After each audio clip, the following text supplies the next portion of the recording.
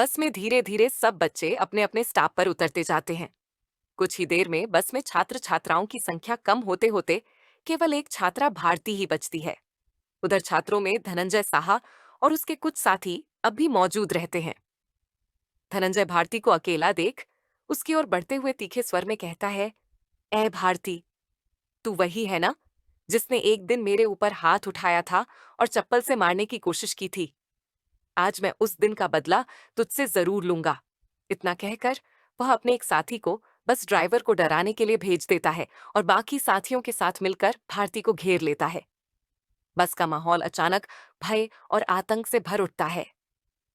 इसके बाद वे लोग भारती के साथ अमानवीय अत्याचार करते हैं। निर्दयता इतनी बढ़ जाती है कि वे एक लोहे की छड़ से उसे घायल कर बस से बाहर फेंक देते हैं। भारती को गंभीर अवस्था में अस्पताल पहुंचाया जाता है। पूरे शहर में यह खबर जंगल की आग की तरह फैल जाती है। लोग दहशत और गुस्से से भर उठते हैं।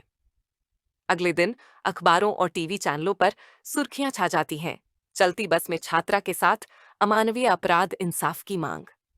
भारती की मां अदालत में आकर रोते हुए कहती है, मेरी बेटी का कसूर सिर्फ इतना था कि उसने अपनी इज्जत बचाने की कोशिश की।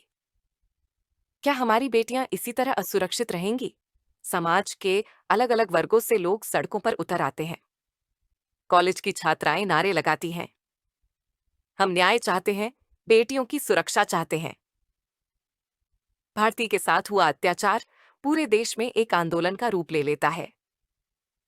जगह जगह मोमबत्ती जलाकर लोग उसके लिए न्याय की मांग करते हैं। उधर जब भारती की सहेली निर्भया को यह सच्चाई मालूम होती है तो उसका चेहरा गुस्से और संकल्प से भर उठता है। वह दृढ़ स्वर में कहती है, अब और चुप नहीं बैठूंगी, इस अन्याय के खिलाफ आवाज उठाऊंगी। यही निश्चय करके निर्भया सबसे पहले अपने घर पहुंचती है। घर के दरवाजे पर मां उसका चेहरा देखकर घबरा उठती हैं। मां चिंतित स्वर में, बिटिया, ये कैसा तूफान तेरे चेहरे पर दिख रहा है? कहीं कुछ अनहोनी तो नहीं?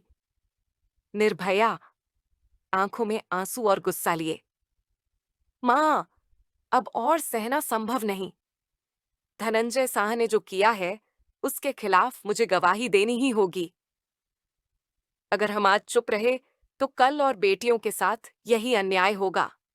मैं पीछे नहीं हटूंगी। मैं पुलिस स्टेशन जाकर एफआईआर दर्ज कराऊंगी।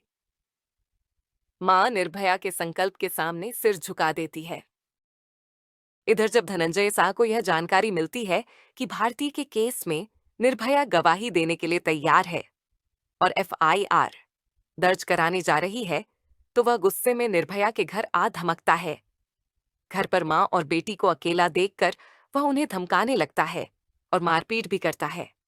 भयभीत निर्भया अपनी जान बचाने के लिए भागकर पास के पड़ोसियों के घर शरण लेने जाती है।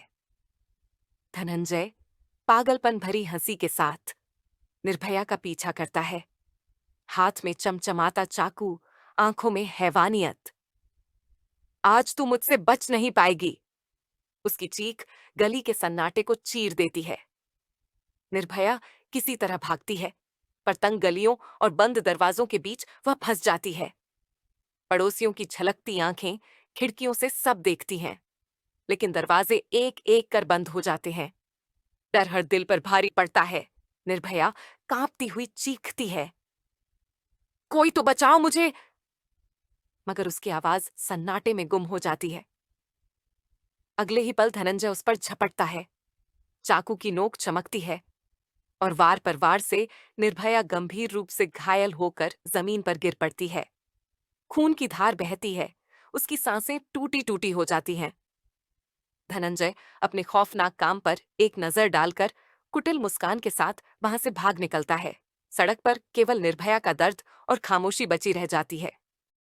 इधर निर्भया की मां ने अपनी घायल बेटी को ठेले में बैठाया और ठेले वाले से कांपती आवाज में बोली, बेटा, इसे जल्दी अस्पताल ले जा, मैं पैसे लेकर तुरंत पहुंचती हूं। ठेला धीरे धीरे सड़क पर आगे बढ़ चला।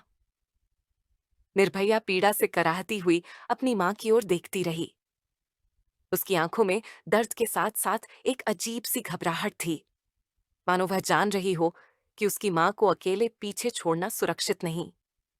परंतु बेबस स्थिति में वह ठेले की झूले जैसी डोलती चाल के साथ दूर होती चली गई। इधर मां तेजी से घर की ओर लौटी। रास्ते में ही उसकी नजर धनंजय पर पड़ी। उसने सख्त लहजे में कहा, तेरी करतूत अब नहीं छिपेगी। तुझे जेल की सलाखों के पीछे देखे बिना मैं चैन से नहीं बैठूंगी। मां की यह खरी खोटी सुनकर धनंजय का चेहरा पागलपन भरे गुस्से से विकृत हो गया। वह उफनते तूफान की तरह निर्भया के घर में घुस आया। भीतर अकेली मिली अंजलि उसकी विकृत नफरत और प्रतिशोध का शिकार बन गई। एक झटके में उसने उसे वहीं निर्ममता से मार डाला। घर की दीवारें अंजलि की चीख से गूंज उठीं, जबकि सड़क पर दूर जाती निर्भया की आंखों में उस अनहोनी की छाया पहले से ही झलक रही थी। घर की दीवारों से गूंजती अंजलि की चीख सुनकर मोहल्ले के लोग इकट्ठा हो गए। कुछ ने दरवाजा धक्का देकर खोला और भीतर का दृश्य देखते ही सबके रोंगटे खड़े हो गए।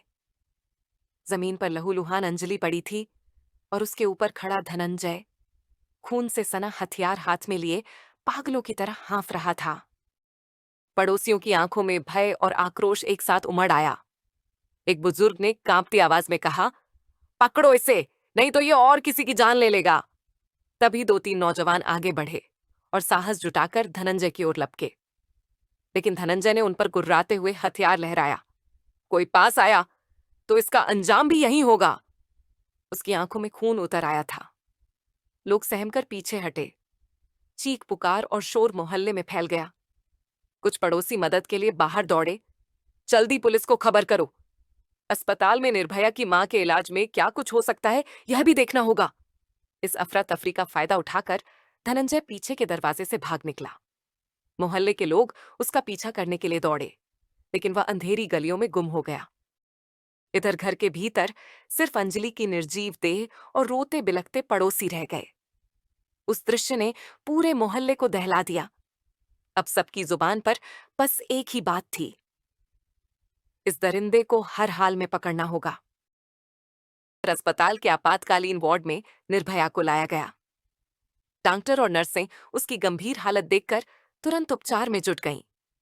ठेले वाला हाँफते हुए बोला, मैडम की मां थोड़ी देर में पैसे लेकर आ रही हैं। निर्भया की आंखें बार बार दरवाजे की ओर टिक जाती। दर्द से कराहते हुए भी उसके होंठ सिर्फ एक ही नाम पुकार रहे थे, मां, मां। उधर मोहल्ले से कुछ पड़ोसी भागते हुए अस्पताल पहुंचे। उनके चेहरे पर दहशत और दुहक साफ झलक रहा था। उन्होंने डॉक्टर को अलग ले जाकर धीमी आवाज में कहा, निर्भया की मां अंजलि जी अब इस दुनिया में नहीं रहीं। धनंजय ने उनकी हत्या कर दी। यह सुनते ही डॉक्टर और नर्सें सन्न रह गए। उनमें से एक बोली, ओह भगवान, ये खबर निर्भया तक कैसे पहुंचाएंगे? वो पहले ही नाजुक हालत में है।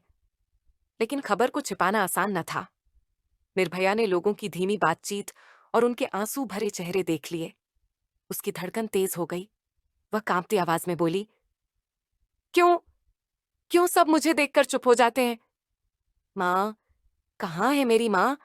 एक पड़ोसी महिला उसकी चारपाई के पास बैठ गई। आंखों से आंसू बहते हुए उसने निर्भया का हाथ थामा और धीरे से कहा, बेटी, तेरी मां अब भगवान के पास चली गई। यह सुनकर निर्भया का दिल टूट गया। उसकी आंखें फटी की फटी रह गईं। वह जोर से चीखी, नहीं मां, तुम मुझे छोड़कर नहीं जा सकती। वार्ड का माहौल मातम में डूब गया। डॉक्टर और नर्सें भी आंखें पोंछती रहीं। पूरा अस्पताल शोक और गौस्से से भर गया था। अब हर किसी की जुबान पर एक ही शब्द था, धनंजय को सजा मिलनी ही चाहिए। उधर जब निर्भया का पिता कर्ण थकाहारा ड्यूटी समाप्त कर घर लौटता है, तो अपने मकान के आसपास बहुत सारे लोगों को गुमसुम खड़े देखकर वह सहम जाता है। दरवाजे के भीतर प्रवेश करते ही उसकी नजर पत्नी अंजलि के निर्जीव शरीर पर पड़ती है। क्षण भर को उसकी सांसें थम जाती हैं।